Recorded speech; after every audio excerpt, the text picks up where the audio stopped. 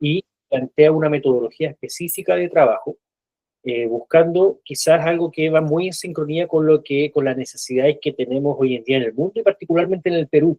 Vamos a intentar conectar un poco con esto, temas de los que me imagino ustedes dominan mucho más que yo, pero quizás una mirada externa les permita también tener una visión que a veces nos cuesta tener cuando estamos muy encima de las cosas, ¿sí? Vamos a poder conversarlo en el camino. Y les pido también, no sé si es parte de lo que buscamos en este taller, pero que desde mi lado al menos, toda interacción que ustedes quieran guiar, por mi lado es bienvenida. En el sentido que cualquier experiencia, cualquier opinión que ustedes tengan, cualquier pregunta es bien recibida por mí en cualquier momento de la presentación. También les advierto que si es que llega a escaparse algo que sea una opinión personal mía, usted tiene todo el derecho a poder opinar al respecto. Con toda confianza voy a estar no solamente dando este taller, sino también escuchando lo que ustedes puedan mencionar. Entonces, nos encontramos en un contexto en el cual tenemos la misión de intentar hacer realidad un objetivo que es ambicioso. Esta idea del aprendizaje basado en proyectos, en una asignatura en la cual nosotros trabajamos, que es las ciencias naturales, pero que esto es extrapolable a distintas asignaturas, nosotros nos vamos a encontrar con que no es una misión fácil. Yo sé que esto impacta directamente en las directrices del currículum peruano, pero créanme que en toda Latinoamérica al menos nosotros tenemos este pedido, esta orientación de utilizar los proyectos como medio, como vehículo muchas veces para generar estos aprendizajes significativos. Entonces, nosotros hace mucho tiempo ya estamos hablando de una idea que es la transformación de las clases. Esta idea de poder hablar de clases distintas a la que nos fueron en algún momento. Nosotros cuando hablamos del concepto de transformación, quizás no nos cuestionamos que transformar involucra convertir algo. Es decir, que tenemos un estado inicial y un estado final que nosotros no, vamos a ir buscando con un objetivo. Mientras me están preguntando, les pido un segundo porque me están pidiendo que me conecte a la sesión. Eso que me parece extraño porque estamos conectados acá. Déjenme informar que estamos acá. Entonces, nosotros tenemos esta idea de transformar las clases y cuando queremos transformar algo tenemos que primero diagnosticar que nuestro estado inicial, el lugar de donde partimos, quizás no es lo que estamos buscando, ¿sí? Transformar involucra recursos, involucra tiempo, trabajo y debemos ser capaces de siempre entender por qué lo hacemos y para dónde vamos. Y esa es la pregunta inicial. Probablemente, no quiero hacer un prejuicio porque quizás no tenemos todos la misma edad, pero me atrevería a decir que sí, todos nosotros como estudiantes, cuando nos tocó ser estudiantes, fuimos parte de un tipo de clase que es la clase magistral o esta clase basada en la transmisión de contenidos. Estoy haciendo una generalización. De hecho, esa es la clase de cosas que usted podría intervenir si siente que no es así. Pero eso era parte de nuestras clases del pasado. Lo normal era que un profesor ingresara al aula, saludar a sus estudiantes, llevar algún registro de la asistencia y que de ahí en adelante principalmente lo que tuviera que hacer fuera transmitir información, transmitir contenidos y utilizar actividades para registrar cómo los alumnos reciben esos contenidos. Actualmente hay una serie de conceptos. El aprendizaje basado en proyectos es uno de ellos, pero me imagino que han escuchado hablar de aula invertida, de los conceptos de indagación, el desarrollo y evaluación de habilidades y competencias y una serie de conceptos que están dando vueltas a veces de forma tangencial en nuestras clases. Muchas veces asistimos a capacitaciones o a charlas donde nos intentan promover o intentan promover esta clase de iniciativas para modificar nuestras clases. Entonces, estamos en una etapa de modificación. El siglo XX fue bastante estático con respecto a la forma de hacer clases, ¿sí? El siglo XX venía arrastrando esta idea de la clase magistral que se mantuvo durante mucho tiempo, pero nuestro siglo XXI, de los cuales llevamos solamente el primer cuarto, ha involucrado muchos desafíos en esta idea de que ya no estamos contentos, no estamos tranquilos con el estado inicial en el cual venían nuestras clases. Les quiero contar una historia, ¿sí? A ver si me permiten un poco situar esto en un contexto. Es una historia de un físico de nombre Robert Karplus, ¿sí? No es un hombre muy famoso en el mundo de la física ni tampoco en el mundo de la educación, Si no conoce este nombre no hay ningún problema. Robert Karplus es, sitúese usted por un físico austriaco. Él, más que su rol de físico, nos interesa su rol de padre. Él era padre de una niña de 10 años. Y él, un día, no sabemos por qué, en esta historia, él tiene que ir a buscar a su hija, tiene que ir al colegio para poder retirarla de clases. Imagínese usted que su niña estaba enferma, tenía algún malestar o tenían un viaje, no sabemos por qué. El señor Robert Karplus, cuando llega al colegio, llega a la recepción. Imagínense que hay una persona que recibe, una secretaria probablemente del colegio que recibe a Robert Karplus, y como lo conocían, lo autorizaron para ingresar y que él mismo fuera al aula a retirar a su hija. Y le dicen, ingrese usted, hable con la profesora y usted mismo puede retirar a su hija, cosa que hoy día ya es más difícil hacer en los colegios más grandes, y que de hecho no se debería hacer. Pero Robert Karplus le advierten que su hija estaba en clase de ciencias. Cuando él iba en el pasillo, caminando a la clase de ciencias para retirar a su hija, se imaginaba a su hija como en esta foto que vemos a la izquierda. Él pensaba, mi hija está en clase de ciencias, probablemente yo la voy a encontrar con un delantal, trabajando con reactivos, quizás en una actividad experimental. Pero cuando llega al aula, se encuentra con la imagen de la derecha. Se encuentra con que su hija estaba en un texto y que todos sus compañeros estaban en un texto. Y cuando caminaba con su hija, después le pregunta y ella le transmite que todas las clases eran así. Que sus clases sus clases de ciencias, se basaban en extraer información de los textos y en base a esa información después la profesora medía cómo se generó algún aprendizaje quizás, y esas eran sus clases. Yo particularmente no hago un juicio de valor de esto. No soy yo, no es mi rol decirle si eso está bien o está mal. Lo que sí le transmito es que a Robert Karplus no le gustó lo que vio. ¿Sí? Y probablemente quizás esta historia no es muy novedosa en ese sentido, porque probablemente todos como profesores hemos tenido padres que pueden opinar, a veces con fundamentos o a veces sin fundamento de las clases. Esto hasta ahora es un padre que está cuestionando el método, que no le gustó la forma en la cual su hija recibía clases. Le pregunto a usted si ha tenido alguna vez un padre que habla en ese sentido. Probablemente lo hemos tenido todos. No hay nada de extraordinario en esto si nos quedamos en ese punto. Un padre que cuestiona el método de los profesores. Pero lo que sí es extraordinario, creo yo, es lo que empieza a pasar en los pasos siguientes. Robert Karplus dice, no me gustó lo que vi, quiero que mi hija tenga clases distintas, pero él era físico. Y él asume que en su rol de físico, de científico profesional, tenía la posibilidad de hacer algo más por esta situación que él mismo diagnosticaba. En esta misma idea de la transformación, él podía tener un rol activo. Y de hecho, él toma un rol activo, incluso dona su propio material, dona material de laboratorio, dona su tiempo en poder coordinarse con la profesora, diseñar actividades experimentales, y va un año completo a realizar actividades experimentales, no solo para su hija, sino para todo el grupo de alumnos. Y lo más valioso es que al final de esto, él con mentalidad científica decide medir si es que esto tuvo un impacto sobre los aprendizajes y construyen un instrumento para poder evaluar sus resultados. Esta historia aquí yo al menos la considero extraordinaria porque normalmente, como les decía, los padres se quedan en la primera fase, en poder cuestionar el método, en decir que las clases no deberían ser así, pero lo que pasa de acá en adelante, el invertir tiempo, el invertir esfuerzo y luego medir los resultados, para mí es algo que es destacable. Pero lo que es más destacable es lo que hace Robert Karplus cuando es capaz de medir estos resultados. Y él reconoce y publica que con sus medidas, con todo este año de trabajo, los aprendizajes descendieron. El resultado en esta evaluación fue inferior a los que obtenían con la metodología de la profesora. Y él lo reconoce.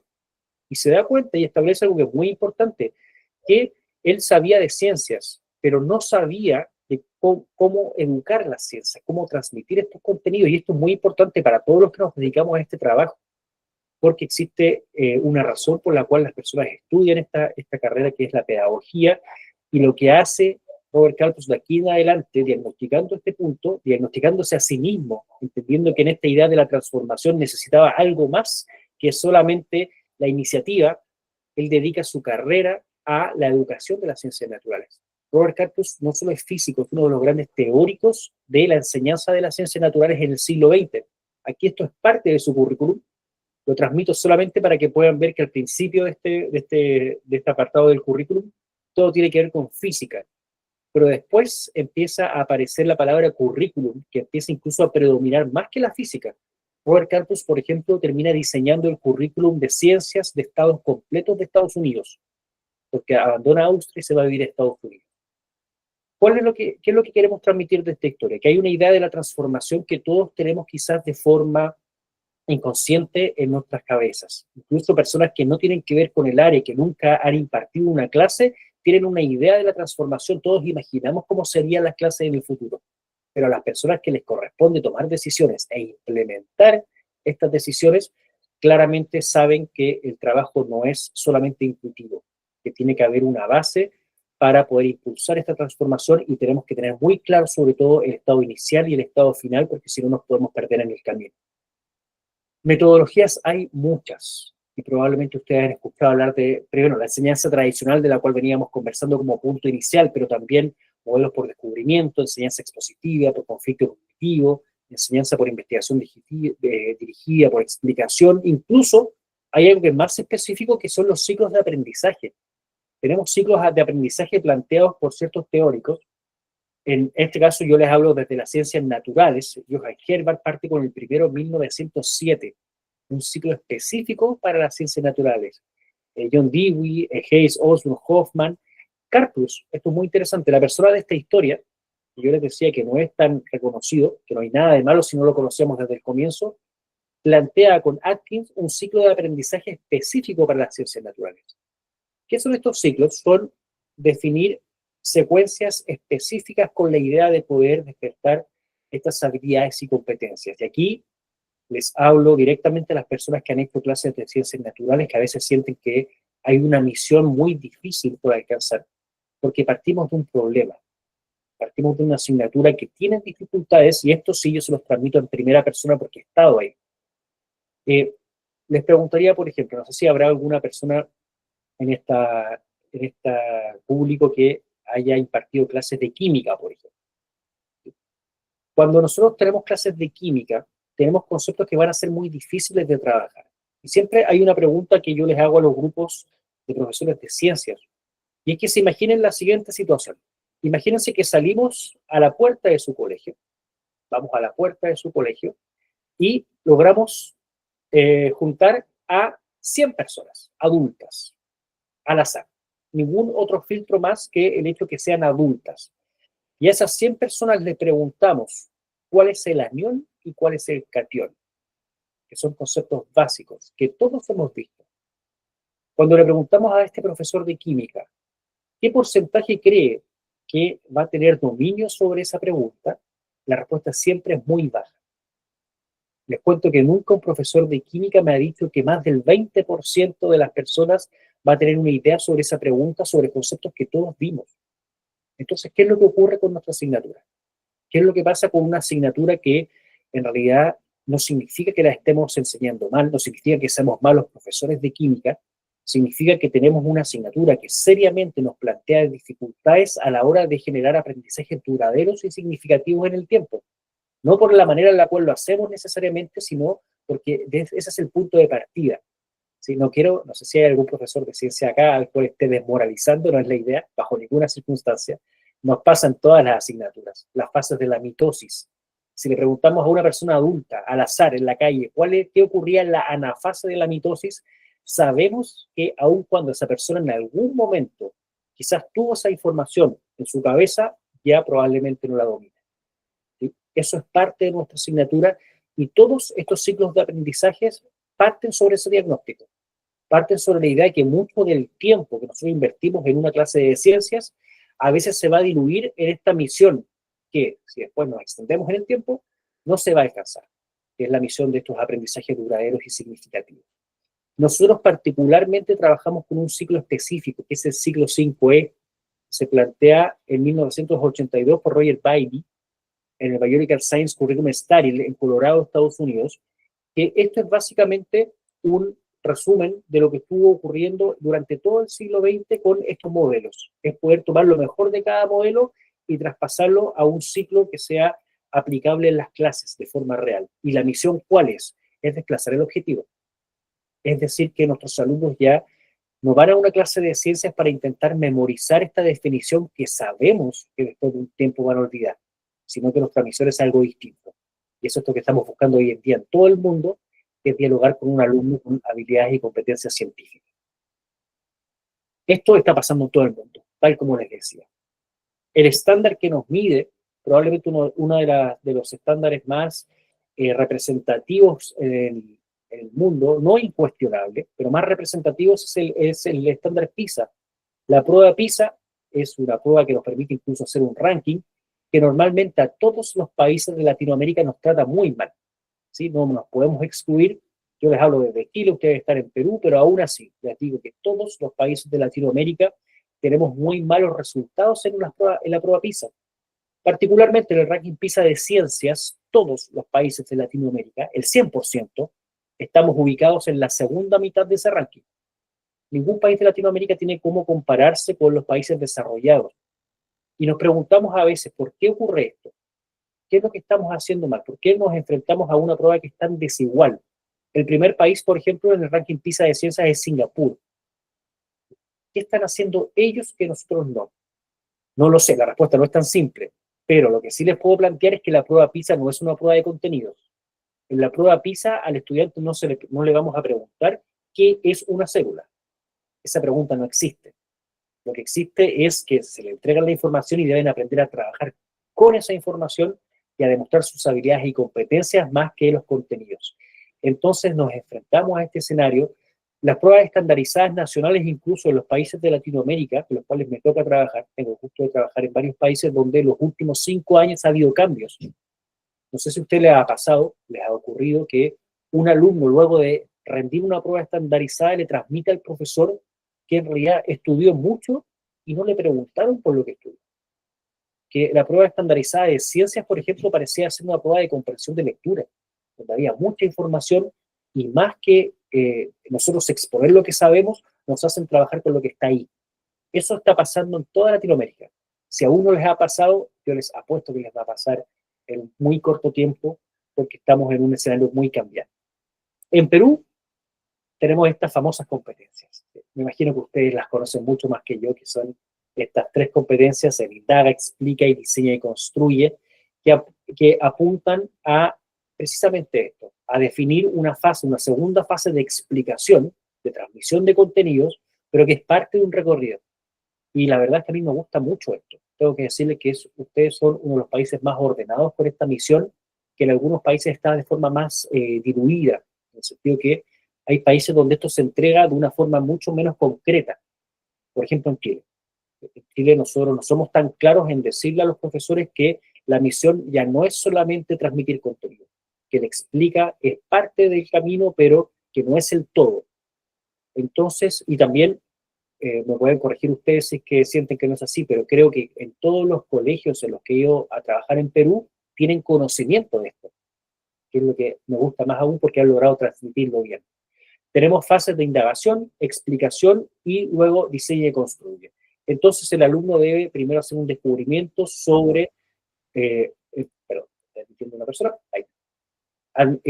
Hacemos un descubrimiento en base a habilidades de pensamiento científico previo a recibir el contenido. Trabajamos en base a lo que el alumno puede alcanzar por sí mismo para luego encontrarse con una explicación donde las bases teóricas y el conocimiento alcanzado por la humanidad en las ciencias naturales nos permite darle sentido a las dudas planteadas y luego estamos en esta fase de aplicación.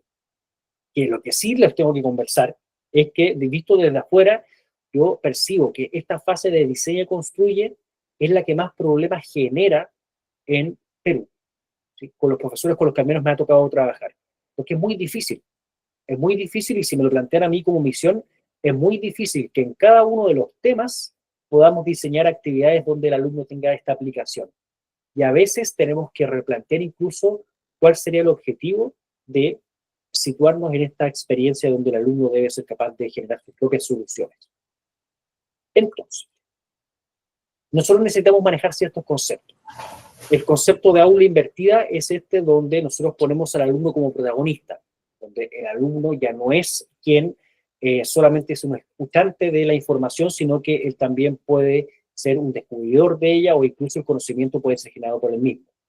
Hay una relación básica entre ciencia básica, perdón, una relación entre ciencia básica y ciencia aplicada que necesitamos conversar, que probablemente es lo que motiva esta misión que tienen hoy día en el Perú y en muchos lugares de la aplicación, porque nos podríamos cuestionar, ¿por qué impulsamos y utilizamos tanto tiempo en aplicar los contenidos? Esta definición que es esencial de tecnología, la palabra tecnología aparece mucho en su currículum, sobre todo en la sección de diseño y construye, y también el método científico. Son nuestros puntos base para poder conversar con respecto a qué podemos hacer con esa fase de diseño. El aula invertida, tal como lo decíamos, es este lugar donde el alumno se apropia de los conocimientos y ya no es solamente un oyente de la información que transmite el profesor.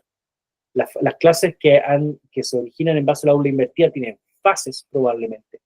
¿Sí? Ya no es esta clase magistral donde el profesor solo transmite, sino que el profesor a veces puede ser un guía del descubrimiento que está haciendo los estudiantes. Quizás ustedes han podido hacer, alguna vez o intentado hacer clases con aula invertida. Yo les transmito de forma lo más sincero posible. Mi primera experiencia con el aula invertida fue muy mala, fue negativa. En mi caso, la primera vez que yo intenté implementar el aula invertida, yo subestimaba la cantidad de esfuerzo que esto involucra, por ejemplo, a la hora de medir resultados, de guiar el proceso cognitivo que el alumno está realizando. ¿Sí? Porque a veces pensamos que es dejarlos trabajar completamente libres y eso, si no es guiado, puede ser que no llegue a ningún objetivo. La relación entre ciencia básica y ciencia aplicada es algo que nos compete a todos los países de Latinoamérica porque nosotros somos parte de un mundo en el cual esta línea, esta transmisión de ciencia básica a ciencia aplicada nos ha tratado muy mal de forma histórica. No solamente tenemos una misión desde el punto de vista pedagógico, tenemos también una visión desde el punto de vista social. ¿Por qué? Porque nos enfrentamos, por ejemplo, a esto, de decir, hay científicos, en 1970 tenemos una persona que es Stanley Whittingham, que analiza las características químicas del litio. Esto es un ejemplo. Esta persona lo que hace es intentar trabajar solamente sobre el litio en un laboratorio, encerrado en un laboratorio. John Goodenough consigue un voltaje efectivo en 1980 a partir de la transferencia electrónica del litio. Es decir, que va trabajando sobre lo que descubrió Whittingham para poder obtener un voltaje. Y en 1985, imagínense, 15 años después de lo que logró hacer Whittingham, Akira Yoshino hace viable la batería de litio, que es algo que hoy cambió al mundo. En este lugar donde estoy yo, debo estar observando al menos unas 6 o 7 baterías de litio que me permiten tener funcionando esto de acá. ¿Sí? Se entiende un poco que el paso de ciencia básica, de esto que se origina en un laboratorio en 1970, cuando nosotros no sabemos ni siquiera a qué va a llegar esto, cuando no sabemos por qué razón una persona está investigando sobre un elemento que es el litio, eso luego termina cambiando el mundo. Y esto es lo que originó el Premio Nobel de Química en el año 2019. Así, nosotros tenemos una serie de casos. El principio de Le Chatelier, que lo enseñamos en nuestras clases de química en algunos casos. El principio de Le Chatelier fue descubierto por un francés que intentó estudiar cómo se producen los equilibrios químicos. Esto se aplica en 1911 por Haber y Bosch para cambiar la química por completo. Les cuento un poco para que entendamos el contexto. La base química de Alemania, Alemania es un país que es una potencia a nivel química, eso le permitió incluso pelear contra todo el mundo en 2 guerras mundiales, porque tenían la capacidad de generar explosivos. Cuando Haber y Bosch plantean y aplican el principio de Le Chatelier, esto, con una sola decisión, fue capaz de destruir la economía de Chile, de destruir completamente la economía de países como los nuestros, que a veces somos monoproductores. Nosotros a principios del siglo XX exportábamos salitre. Esta síntesis de Haber-Bosch permitió que la síntesis o la exportación de salitre no tuviera sentido. Y abiertamente Chile vio su economía completamente destruida. Tenemos una serie de ejemplos. Estamos hablando de química, de física. En Brasil, Manaus fue la cuna de la producción mundial de caucho a principios del siglo XX. Manaus fue la ciudad más rica del mundo. ¿Sí? Enrico Caruso, que era el cantante más famoso de ópera en ese entonces, tenía que ir a Manaus a poder cantarle a las personas que estaban ahí. Y Henry Winckelmann, aprovechando conocimientos de botánica, robó semillas de caucho, algo que es completamente ilegal, las cultivó en el Congo y destruyó básicamente a un país como los nuestros, países latinoamericanos que se vieron como víctimas de esta aplicación de la ciencia. Entonces, estos ejemplos a qué apuntan. Son ejemplos que nos dicen que nosotros tenemos que ser capaces de hacer esta transferencia y no la estamos haciendo hasta el día de hoy. Sí logramos tener alumnos que pueden ser muy destacados en comprender la ciencia básica, ¿sí? Y en nuestras universidades tenemos probablemente personas destacadísimas en aquello. Pero este paso de la ciencia básica a la ciencia aplicada, en el siglo XX al menos se ha dado en otro lugar del mundo, no donde estamos nosotros. Entonces, esa también es la misión que a nivel político, quienes diseñan los currículums también busquen impulsar que ustedes en el aula intenten amplificar lo más posible a los estudiantes con esta visión, de no solamente comprender la naturaleza en base a lo que nos enseñan nuestras clases de ciencias, sino también poder cambiar nuestra realidad en base a la aplicación que hacemos sobre esos conocimientos. Y esta idea de la tecnología es mucho, mucho, mucho más general de lo que muchas veces entendemos. Cuando hablamos de tecnología, quizás estamos pensando en dispositivos, en materiales, estamos pensando en un robot, en un chip, pero la tecnología definida por la misma RAE dice que es el conjunto de teorías y técnicas que permiten el aprovechamiento práctico del conocimiento científico. Si nosotros trabajamos sobre esta definición, considere que muchos de los objetivos que tenemos que se basan en torno al uso de la tecnología cambian. Nuestra misión es que los estudiantes aprovechen el conocimiento científico, y esto va en relación a lo que veníamos conversando, pero también podría completamente replantear lo que es un proyecto científico. ¿Un proyecto tecnológico podría ser una investigación bibliográfica? Y esa pregunta yo siempre la planteo. Porque muchas veces, y quizás por responsabilidad de las ferias científicas, cuando pensamos en proyectos científicos, pensamos en la construcción de un producto, pensamos en exhibir algo, en algo tangible, pero quizás ese no es el objetivo si nos vamos a regir por esta definición de tecnología. Y lo más importante, quizás nuestros estudiantes olviden gran parte de los contenidos que nosotros vemos en las clases de ciencias, pero hay algo que si logramos transmitir y que ellos realmente puedan aprender, es el método científico. Es esta capacidad de resolver preguntas y esta forma de razonamiento que nos va a permitir no solamente solucionar problemas en nuestra aula, que nos permitiría solucionar problemas en nuestra vida cotidiana de forma permanente. La capacidad de observar y despertar preguntas, a veces incluso de manera inconsciente sobre las observaciones, revisar los antecedentes, averiguar qué es lo que han hecho las personas previamente con respecto a este problema que nosotros estamos observando, plantear una hipótesis y ser capaces de probar esa hipótesis para demostrar si es que realmente aquel planteamiento tenía sentido o no, y poder trabajar sobre eso. Ser claro con el registro de datos, con la interpretación de los datos para concluir y así solucionar nuestros problemas de la vida cotidiana. Esto es esencial. Esto tiene aplicación directa todos los días de nuestra vida y es más valioso que incluso el mismo conocimiento o los mismos contenidos. Entonces, ¿cómo relacionamos esto con lo que podrían ser estas tres competencias, al menos visto desde afuera? Nosotros acá tenemos este disparador, esta lamparita que se debe encender y que es muy difícil que se encienda. En algún momento hicimos un taller con respecto al Indaga, donde los profesores que asistieron a ese taller allá en Perú nos decían que la fase más difícil corresponde a las dos primeras. ¿Sí? Me transmitieron eso de forma sistemática, usted puede estar de acuerdo o no. En que decirle a un estudiante que realice una observación o que realice preguntas que se deben motivar en base a su propia curiosidad es muy difícil. Entonces, esa es probablemente la fase más guiada que nosotros debemos tener. El método científico se va a relacionar directamente con las fases de un proyecto. Si hablamos de aprendizaje basado en proyecto, es una excusa perfecta, este aprendizaje basado en proyecto, en una conducción donde esos proyectos deban tener una estructura que se vaya relacionando directamente con las fases del método científico. El aprendizaje basado en proyectos debe tener esta primera misión, de utilizar sistemáticamente el método científico. Incluso eso es más importante que los resultados que pueda tener ese proyecto. Y aquí viene una pregunta que es esencial.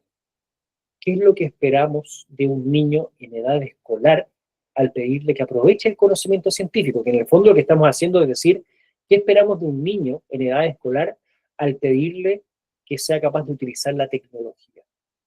¿Estamos realmente pidiéndole a este niño que solucione problemas que nosotros como adultos no hemos sido aún capaces de solucionar? Se los planteo para que puedan reflexionar un poco de hasta qué punto nosotros vamos a valorar la originalidad de un proyecto científico realizado por un alumno de edad escolar. Ese planteamiento, esa pregunta que nace sobre, imagínense un problema de investigación, debiera ser algo genuinamente válido para toda nuestra población y esa respuesta o ese producto que muchas veces le estamos exigiendo debería realmente resolver ese problema, siendo que si el problema es válido, probablemente es porque todavía nosotros como adultos no lo resolvemos. Hemos tenido muchas veces, y he conversado con cientos de profesores en el Perú, donde esta pregunta no tenemos un consenso, donde le pedimos al estudiante realizar una misión que va mucho más allá de lo que realmente podríamos lograr en un aula al menos. Espero que ustedes tengan alumnos excepcionales. Sé que los van a tener, pero precisamente van a ser excepcionales y que consiguen hacer esto. Muchas veces ya hemos leído noticias de alumnos que llevan a cabo proyectos que incluso tienen que presentarlos en otros países porque esos proyectos son muy buenos, pero eso es excepcional. Lo que nosotros necesitamos no es que el alumno solucione los problemas que nosotros tenemos en nuestra sociedad, no aún, cuando sean adultos, sí. Lo que necesitamos es que ellos sean capaces de resolver problemas utilizando las habilidades de pensamiento científico.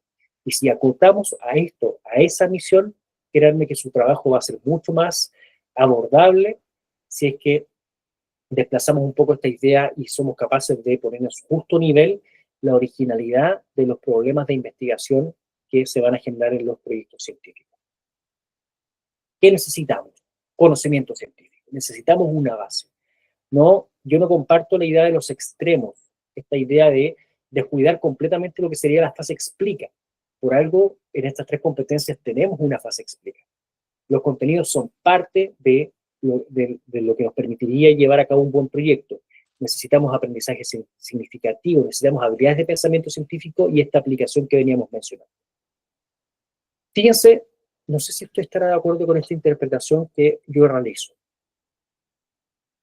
Tenemos esta fase indaga, donde el estudiante se enfrenta a desafíos científicos sin tener una base conceptual. Luego avanzamos a una fase explica, donde precisamente se trabaja en esa base conceptual, en base a lo que el profesor nos puede transmitir, y luego viene una fase que se llama diseña y construye, donde el estudiante debe ser capaz de aplicar esto para resolver algún problema de su entorno. Perfecto. Veamos qué opina usted de esto. Nuestro método científico no es muy distinto a lo que estamos planteando. ¿Cuál es la diferencia? El indaga debería ser una aplicación del método científico, pero donde el estudiante no tiene esta revisión de antecedentes. ¿Comparte usted eso? En que el alumno, al no haber pasado aún por el explica, no tiene con qué contrastar esto en base a la información trabajada por otras personas previamente. Pero una vez que avanzamos a la segunda fase que se explica, sí tenemos los antecedentes y el diseña podría ser un recorrido similar, una aplicación subsecuente del método científico, pero ahora sí considerando que nuestro alumno tiene antecedentes. ¿Considera que es muy simple la visión que yo le estoy planteando? Pero de esa manera lo veo yo al momento de trabajar con una fase de indagación y luego con una fase de aplicación. Tenemos competencias dentro de estas competencias y tenemos estas capacidades que están indicadas en su mismo currículum. Problematiza situaciones en nuestro indaga, diseña estrategias para hacer indagación, genera y registra datos e información, analiza datos e información, evalúa y comunica el proceso y los resultados de su indagación. Si ustedes se fijan, lo que está haciendo en indaga es decirnos prácticamente que más que lo que estamos haciendo, más que el objetivo o el producto final de esto, lo que importa es la manera en la cual lo estamos haciendo. ¿Sí? Todos estos criterios de evaluación apuntan a lo mismo. ¿Cuál es el objetivo real de esta etapa? Es que nosotros seamos capaces de trabajar con variables, desarrollar hábitos de trabajo sistemático, interpretar datos y comunicar de manera correcta esta información. ¿Por qué les transmito esto con tanta seguridad? Porque estos objetivos hoy día son parte de los objetivos que buscamos en todo el mundo. Por esa razón, aun cuando no he trabajado yo nunca con alumnos en base al currículum peruano, les transmito esto con tanta seguridad, porque esto que estamos leyendo acá son cosas que estamos buscando en todo el mundo. Y las pruebas estandarizadas en todo el mundo están cambiando a intentar medir esto, la capacidad de un alumno para identificar una variable independiente o dependiente, créanme que puede ser más valiosa que el contenido mismo.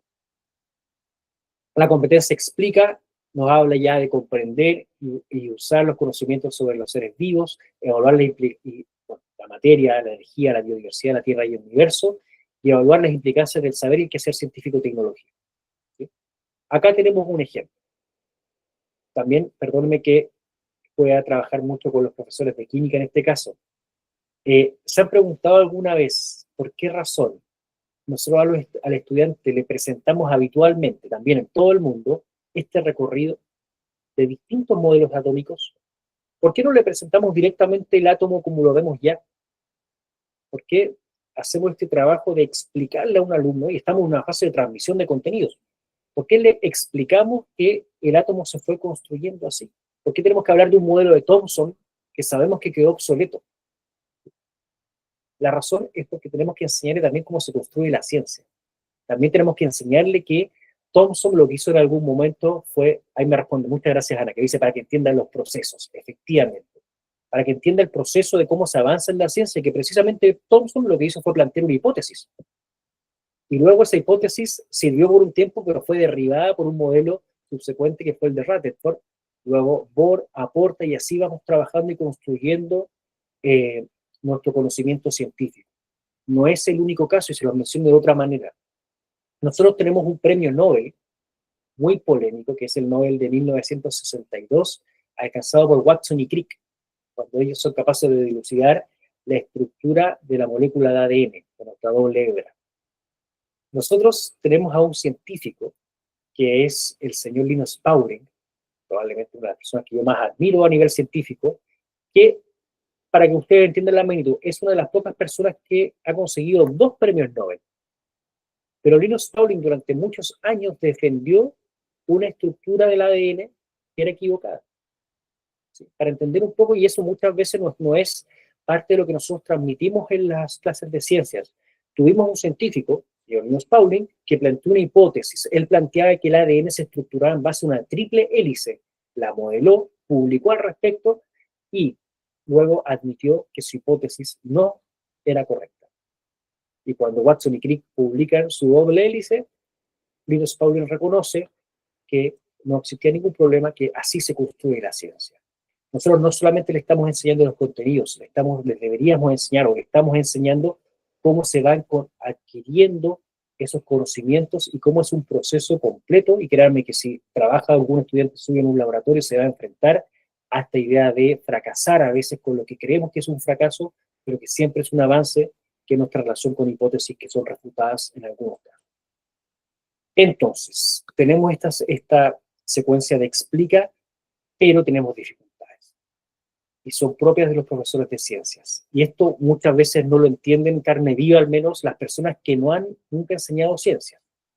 Primero, todas nuestras bases conceptuales son abstractas. Esto parece una obviedad, pero es un tema esencial en entender cómo sea esta asignatura. Siempre que usted llegue a la base general de los contenidos que estamos viendo en ciencias, en cualquier clase se va a encontrar con un concepto abstracto, se va a encontrar con una onda, con un átomo, con un proceso subcelular que nunca vamos a poder mostrar en nuestra vida cotidiana. Que si el alumno me pregunta ¿dónde están los átomos?, el profesor nunca va a tener una respuesta clara para poder apuntarlos y decirles que ahí están. ¿Sí? Lo mismo pasa con las ondas, con las fuerzas, cuando trabajemos con vectores, cuando trabajemos con los procesos subcelulares. El microscopio afortunadamente nos permite ver la célula, pero por fuera. Nos muestra su estructura general. Todo lo que pasa en un ribosoma, por ejemplo, el alumno nunca lo va a ver. Entonces tenemos esta idea de que tenemos un desafío inicial, y es relacionarnos con la capacidad de abstracción de nuestro alumno. Y lo otro que tampoco es compartido con todas las asignaturas, que a veces se nos olvida, en ciencias todos los contenidos están atados y son interdependientes. ¿Qué significa esto? Que yo no puedo trabajar con las reacciones químicas si mi alumno tuvo problemas con los modelos atómicos. Que si ustedes tienen un alumno que está en secundaria y alguien les pregunta, pero ¿por qué razón este alumno que está en secundaria no tiene buenos resultados? Es porque quizás los problemas no están en secundaria. Quizás hay un concepto que venía previamente que está fallando y los problemas no están en las iniciativas del profesor que hoy les hace clases, sino que estuvieron cuando este alumno quizás se enfermó y estuvo varias semanas sin ir a clases un par de años atrás. Entonces todo impacta un camino y un recorrido que es continuo. ¿Cuál es nuestra estrategia? Lo que podemos buscar, el uso de modelos. Los modelos y el trabajar con modelos es lo que podemos hacer frente a estos conceptos abstractos. Y una planificación y seguimiento adaptable. El que cuando elijan sus materiales o cuando elijan su estrategia de planificación puedan tener cierta flexibilidad. Puedan decirle a un estudiante, por ejemplo, que debe retroceder un par de años en sus contenidos para poder entender lo que vamos a ver ahora, que si no es imposible. Y ojalá que todos seamos conscientes de eso, los padres sobre todo, a veces los directivos de los colegios, que entiendan que un profesor de ciencias puede estar teniendo malos resultados con sus alumnos, independiente a veces de las iniciativas que ellos lleven a cabo. Y así llegamos a esta fase de diseño y construye. Así llegamos a una fase donde el alumno indaga, donde es capaz de haber adquirido conocimiento incluso de forma autónoma. Luego viene la fase de explica y nos enfrentamos a este diseño que nos dice que ahora sí tenemos que determinar una alternativa de solución tecnológica, diseñar una alternativa de solución tecnológica y empezamos a tener la palabra tecnología en todos los lugares donde miramos este currículo. Les cambia un poco la visión pensar en esa definición de tecnología que nos plantea la misma RAE. La tecnología es el aprovechamiento del conocimiento científico.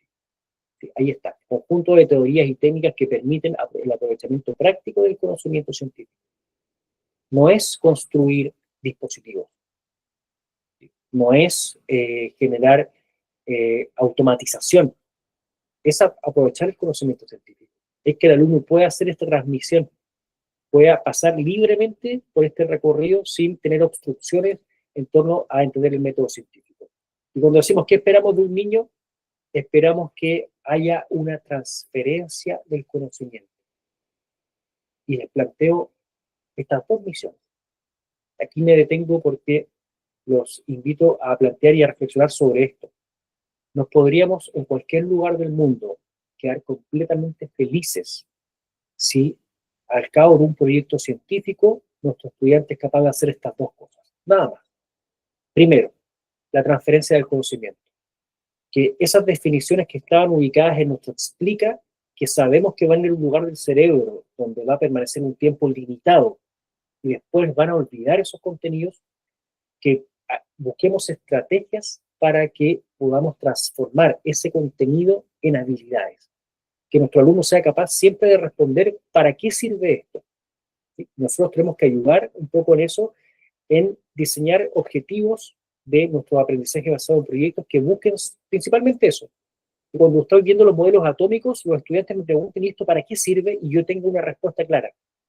Aun cuando ese proyecto, por ejemplo, con los modelos atómicos, es muy poco probable que me lleve a la construcción de un producto. ¿Sí? Entonces, fijamos este objetivo, transferir el conocimiento, que el alumno logre desarrollar habilidades, que sea capaz de tomar esos contenidos del explica y lograr hacer algo con ellos, nada más. Y lo otro, la utilización sistemática del método científico para la resolución de problemas. Si nosotros fijamos estos dos objetivos, cambia completamente el escenario. No sé si ustedes han participado de ferias científicas, donde nosotros, bueno, les pongo esta imagen de una gran feria científica, donde los alumnos muchas veces compiten, presentan posters, normalmente pensamos en un producto, en mostrar algo, como una exhibición. Las ferias científicas, muchas veces a mí me ha tocado verlas, me ha tocado participar como jurado, y muchas veces vemos que hay dos proyectos. Un proyecto donde hay una construcción de un producto muy elaborado, de muy buena confección, y al lado hay un proyecto que quizás a simple vista se ve que la confección no es tan buena, ¿sí? Y muchas veces los alumnos no entienden, y los participantes no entienden por qué este segundo proyecto, que se ve de menor elaboración, puede conseguir ganar la feria científica.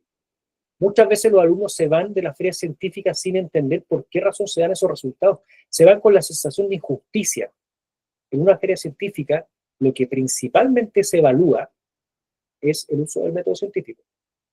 Un proyecto, por muy elaborado que esté, si una hipótesis está mal planteada, ese proyecto lo más probable es que no gane la feria científica.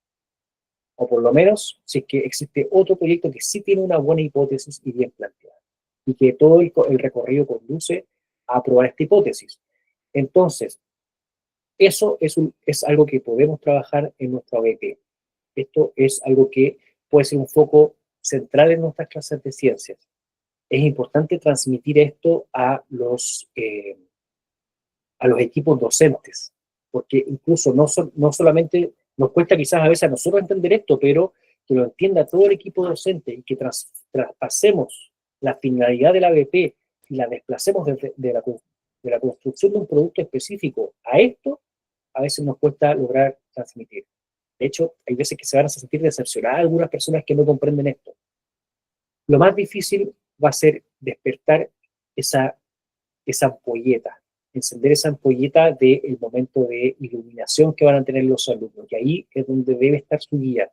Le pido por favor que no se martirice como docente si no consigue que los alumnos de forma autónoma despierten esta curiosidad, tanto en la fase indaga, ojo que esto también muchas veces ocurre, pero también en la fase diseña.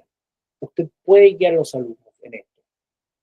Hay una frase de Pablo Picasso que dice, él decía, si la inspiración existe, ojalá que me encuentre trabajando.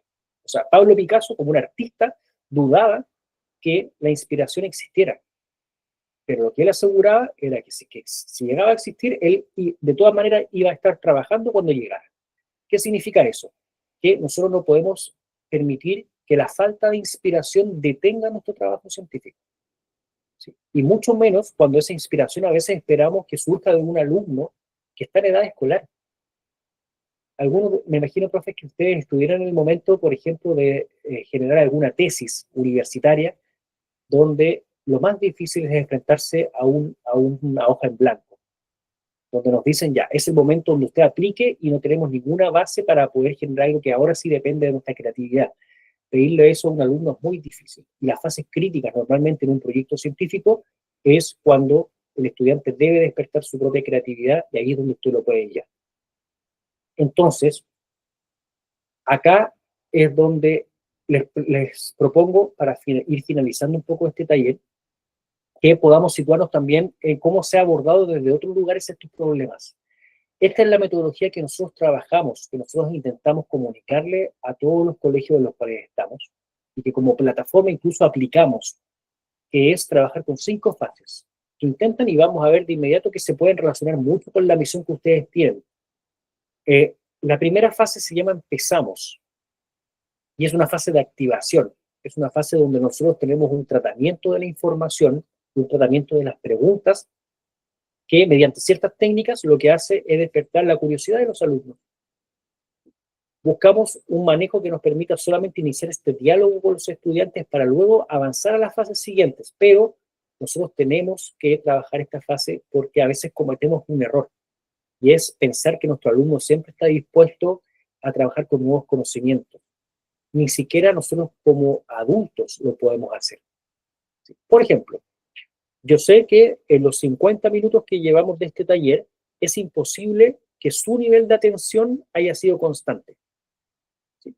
Lo sé porque si yo estuviera de oyente, tampoco habría mantenido un nivel de atención constante. Todos lo sabemos. Y aún así a veces esperamos que nuestro alumno inicie una clase en un alto nivel de concentración y la termine exactamente en el mismo nivel. Entonces, acá nos estamos enfrentando a una fase que se llama Empezamos, que está buscando abrir ventanas de aprendizaje para poder trabajar. Y son técnicas específicas para que después de este recorrido podamos avanzar a una fase siguiente que se llama Exploramos, que se basa principalmente en la indagación. En la indagación, pero indagación guiada, en que ustedes cuenten con directrices claras para que sea un proceso conducido por ustedes. Claro que es el alumno quien tiene que tomar la iniciativa, supuesto que es el alumno quien debe descubrir, debe plantear las preguntas, debe intentar resolver, pero tiene que estar guiado para que no se diluya y se alcance algún objetivo. No vamos a alcanzar todas las respuestas de los problemas en esta fase exploramos, no debería estar construido para aquello.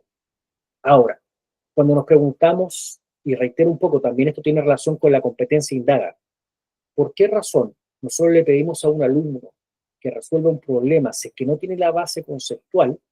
Es porque cuando esto ocurre, el alumno a lo único que puede aferrarse es a las habilidades de pensamiento científico. Yo creo firmemente en eso. Yo no creo que un alumno tenga suerte de forma sistemática. ¿Han tenido algún estudiante que a veces siente que tiene suerte cuando hace predicciones? ¿O que lanza un número al azar y acierta?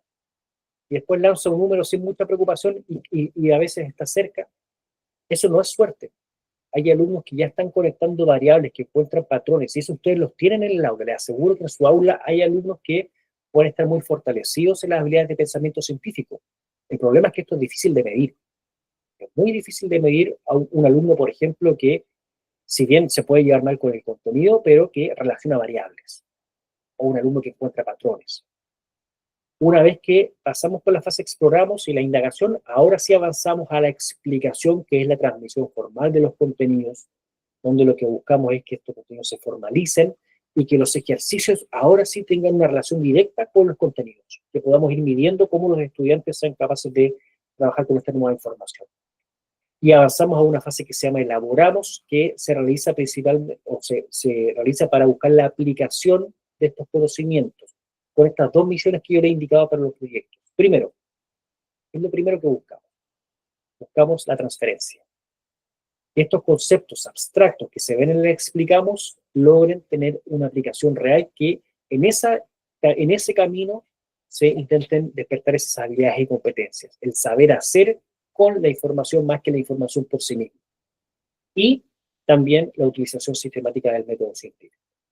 Y lo que nos queda al final de este recorrido es probablemente el desafío más grande que tenemos hoy día, en el año 2025, que es intentar medir los aprendizajes, pero no solamente en base al explicamos, que es nuestra forma tradicional de evaluar. Si ustedes se fijan, a nuestro evaluamos llegan flechas desde todas las etapas. Es el final del recorrido, pero además se alimenta de todas las fases porque, como les decía, la fase 2, donde tenemos habilidades de pensamiento científico que son muy difíciles de medir, tenemos que buscar la manera de hacerlo porque esto nos va a permitir que nosotros seamos capaces de registrar y trabajar y explotar esas capacidades que son aún más valiosas con respecto a nuestros estudiantes. ¿En qué contexto estamos? Esto probablemente, fíjense que este discurso viene desde hace mucho tiempo. Esta metodología, como les decía en un comienzo, tiene su origen en 1982. Ya son más de 40 años, 43 años de base teórica y de investigación que la sustenta. Hablar de habilidades viene desde hace mucho tiempo, pero les pido que nos situemos en el contexto actual, porque esto tiene sentido y cada vez tiene más sentido aún. Les pregunto, profes, ¿cómo ha sido su relación con ChatGPT o con las inteligencias artificiales? ¿Ya han sufrido problemas con ello? ChatGPT nos está presentando problemas inmensos a la hora de evaluar, a la hora de medir aprendizajes. ¿Sí? Por ejemplo, ahí Ana nos pone esa, no sé si cómo interpreto esa cara, puede ser como de duda. ChatGPT hoy día nos permite que un estudiante sea capaz de responder un informe científico. Imagínense que le enviamos un pedido, que en 2 semanas más tienen que entregar un trabajo científico correspondiente a cómo se descubrió el protón, por ejemplo. Ellos en 2 segundos son capaces de escribir un prompt y son capaces de recibir respuestas que probablemente sean correctas. Y con ciertas técnicas, incluso los alumnos pueden hacer que sea muy difícil para nosotros detectar que eso no fue escrito por ellos. La versión pagada de ChatGPT es gratuito, pero uno puede pagar una versión premium que permite que un estudiante, incluso con el registro de una foto, pueda fotografiar una prueba, por ejemplo, y con esa prueba se responda de forma automática. Entonces, tenemos un desafío inmediato, un desafío muy, muy grande a la hora de poder plantearnos esta situación. ¿Sí? Por ejemplo, va a ser nuestra principal medida, nuestra principal estrategia?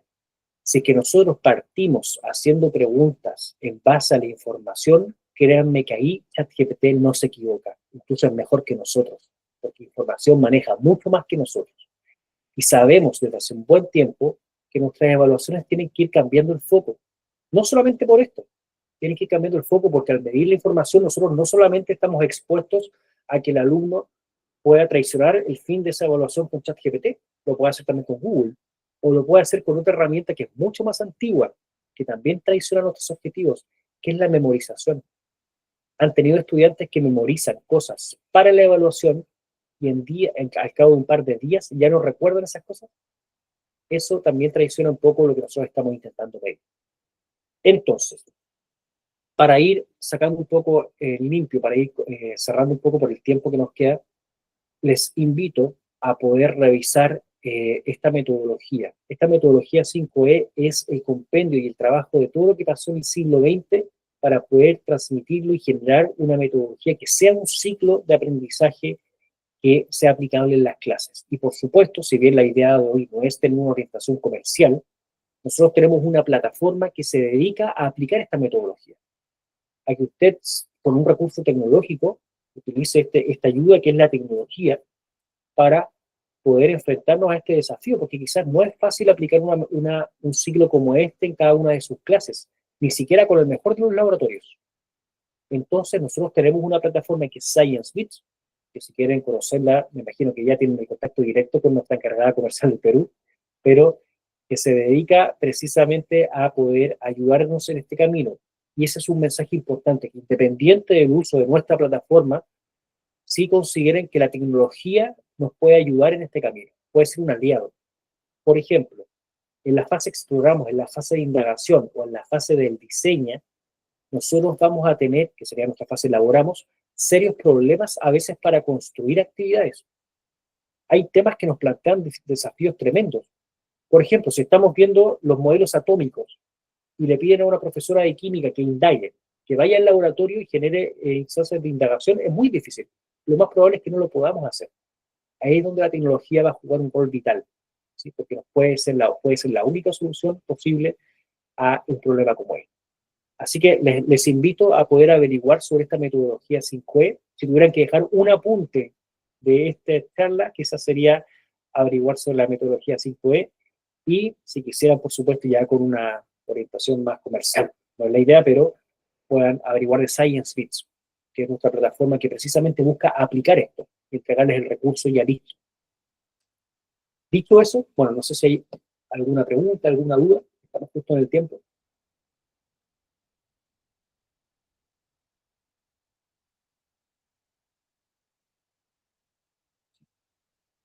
Entonces, estamos entonces listos para finalizar nuestro taller. Hay una encuesta que está compartiendo Iris, que les pido por favor que la puedan revisar. Sí, muchas gracias, Eduardo. Por favor, les pido que puedan llenar la encuesta y luego se podrán dirigir a la siguiente ponencia. Gracias. Gracias. Que estén muy bien.